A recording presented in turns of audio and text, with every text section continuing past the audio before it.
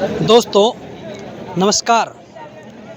अक्सर आपने देखा होगा कि साधु संत महात्मा सनातन संस्कृति और धर्म के प्रचार में हमेशा अग्रणी रहे हैं। उनका काम होता है मानवता का कल्याण, धर्म का प्रचार और सनातन संस्कृति को आगे बढ़ाना।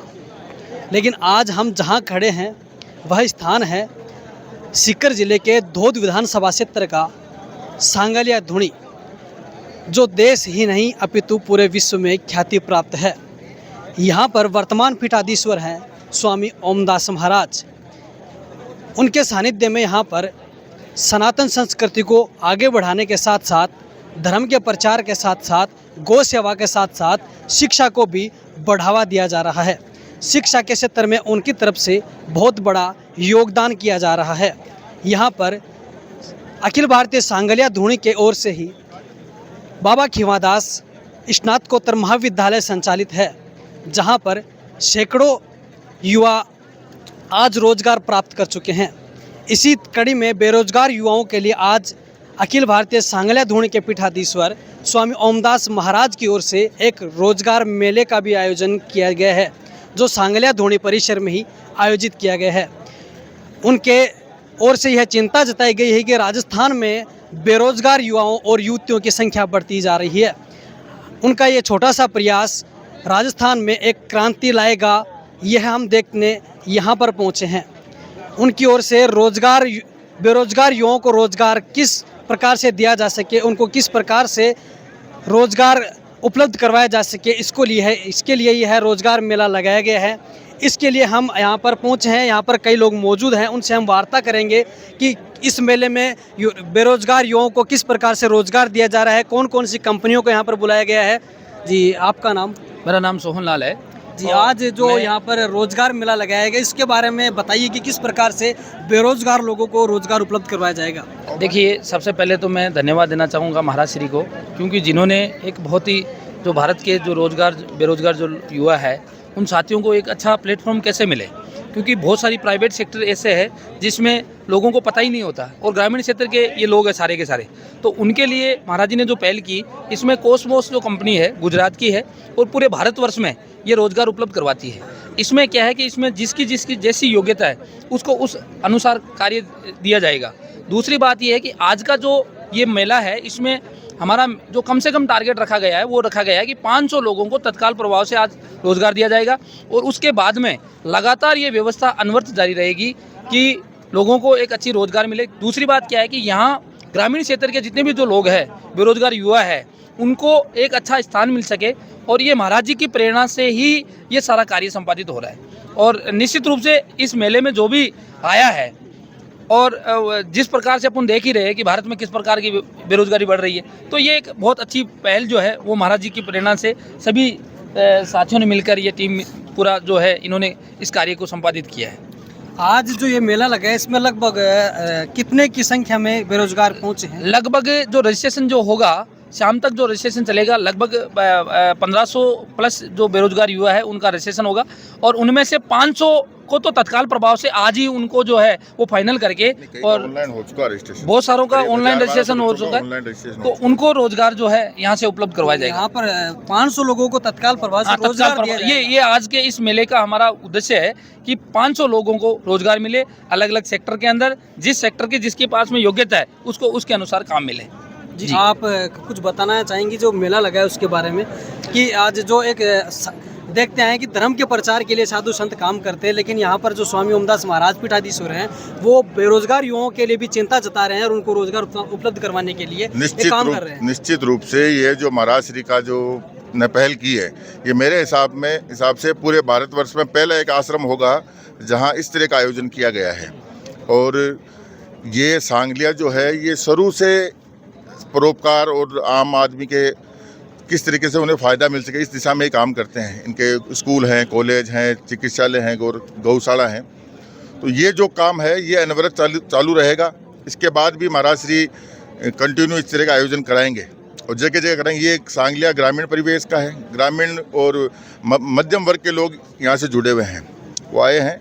तो लगभग कल ये बता रहे थे कंपनी के जो कर्मचारी अधिकारी हैं। ऑनलाइन करीब 1200 से ज़्यादा आवेदन हो चुके हैं और ऑफलाइन जो अभी दे रहे हैं ये करीब 1500 के आसपास आवेदन अब तक पहुंच चुके हैं।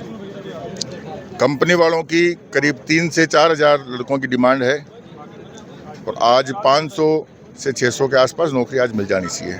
500 से 600 लोगों को यहाँ पर आज रोजगार देंगे। इसके अलावा 1200 से ज़्यादा रजिस्ट्रेशन हो चुके हैं। निश्चित रूप से सबको रोजगार मिलेगा। जिन लोगों ने रजिस्ट्रेशन यहाँ पर करवाया, जिन उनको लोगों ने रजिस्ट्रेशन करवाया है उन सबको रोजगार मिलेगा।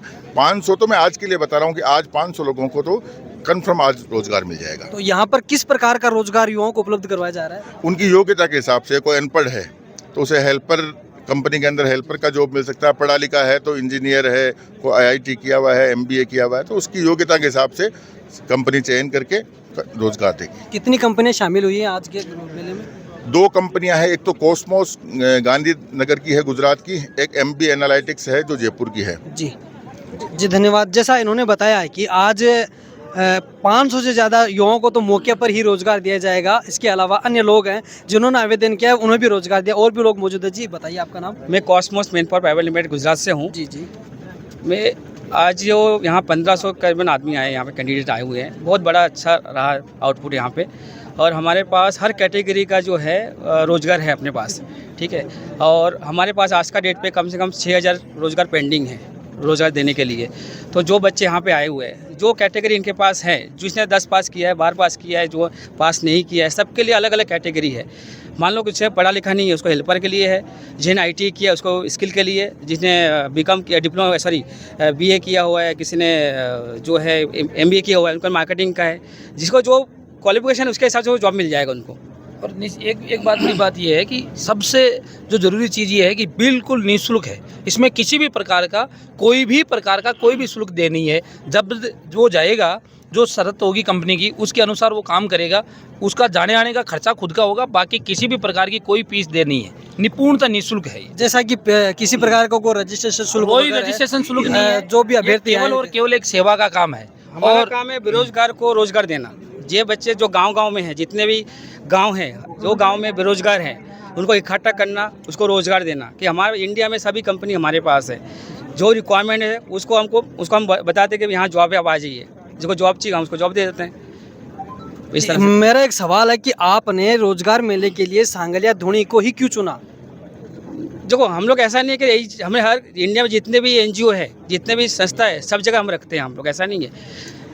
यहाँ पे जो हमारे जो ऑफिसर है, उनको बात किया, यहाँ पे बोले यहाँ बहुत बेरोजगार है, रोज़गार चाहिए। मैं ठीक है, हम आ जाते हैं टीम लेके, आप सबको बुलाइए यहाँ पे, रोज़गार मेला रखिए। तो रोज़गार मेला रखा है यहाँ पे, और जो बेरोजगार है यहाँ पे सबको रोज़गार देंगे हम। हमारे बहुत जगह खाली अपने पास है। हमारे साथ और भी जो हम पूछना चाहिए, सांगलिया धुनी को ही चुनने का क्या उद्देश्य रहा कंपनी का? यहाँ पर लोग, एक तो आस्था का केंद्र है, दूसरा भगवान के पास जब व्यक्ति जाता है तो एक उम्मीद लेके जाता है। हम एक निमित्त मात्र हैं जो कि इस पूरे कार्यक्रम में भगवान के द्वारा जो रोज़गार दिया जा रहा है उसमें हम खाली एक जरिया बने हैं।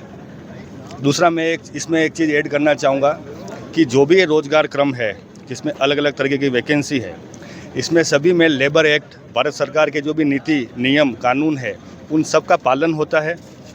जैसे कि PF, जैसे PF ESIC उसके स्वास्थ्य के लिए, उन सब का उसका कंटिन्यूशन रहेगा। इसके अतिरिक्त जैसे एक टाइम का जो खाना है, जब वो वर्किंग आवर उसका रहेगा, उस समय उसको सब्सिडाइज्ड खाना, अच्छा खाना, पौष्टिक खाना, दाल चावल सब्जी रोटी, जो भी एक अच्छा खाना होता है, मील, पूरा फुल मील, वो उसको उसमें उपलब्ध कराया जाएगा। इसके अलावा जहाँ संभव हो पाएगा, जैसे माताएं बहनें बहुत सारी ऐसी हमारे यहाँ से आएंगी रोज़गार के लिए, तो हम उनको क्या है कि स्टे का भी अरेंजमेंट उनका करेंगे। महाराज जी, तो ये चीज़ है। अब हमारे साथ और भी कई लोग मौजूद है, कई युवा भी जो यहाँ पर आवेदन करने के लिए, नौकरी के तलाश के लिए आए, तो हम उनसे भी पूछेंगे। जी, आप कहाँ से पहुँचे यहाँ पर? मैं सिक्कर जिले से बोल रहा हूँ। सिक्कर जिले कौन से? रेवासा गांव से। आपने आज आवेदन किया है यहाँ पर? किया है सर जी। क्या आपको क्या लगता है कि आपको रोजगार मिलेगा यहाँ पर? मिलेगा सर। ये तो अभी 500 जन का ऑनलाइन रजिस्ट्रेशन मैंने खुद नहीं किया है। ये बोले अभी 500 जन इमरजेंसी के अंदर अभी चाहिए। तो उसमें से आपका नाम आया है कि नहीं आया? नाम आया है सर।